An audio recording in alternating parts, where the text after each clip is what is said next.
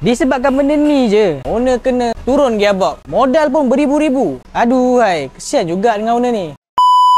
So benda ni yang kecil ni, orang panggil dia clip drive shaft lah.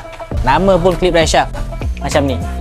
Kalau yang korang nampak ni, ini yang baru punya. Dan ini yang lama. Ikutkan cerita, sebelum ni owner ada tukar gearbox Recon dekat bengkel lain lah. Aku tak pastilah pomennya terlupa dia tak tukar clip drive shaft ni. So bila clip ni tak tukar, biasalah bila part wear and tear tu korang tak tukar, sampai masa diorang akan ada masalah. Dia akan patah ataupun makan, dan dia akan efek pula dekat bahagian gigi gear ni. Dan berkemungkinan dalaman gearbox pun ada efek juga. Sebab tu aku cakap awal tu, owner dah tukar dah gearbox, tapi sebabkan benda kecil tu saja, nak tak nak owner kena overhaul pula, kena check masalah dalaman gearbox. So nasihat aku lah kepada komen kat luar sana, peringatan untuk kita orang jugalah. Setiap apa-apa checking ataupun repair yang korang buat, pastikan korang buat dengan betul. Part-part yang perlu tukar, suggest kena tukar. So korang kena yakinkanlah customer tu, sebab dia dah letak kepercayaan kat kita untuk kita settlekan masalah kereta dia tu. So kepada korang yang mungkin ada masalah gearbox, ada masalah bunyi ke ataupun nak servis kereta korang, korang boleh datang kat Trustmatic Automotive Section 15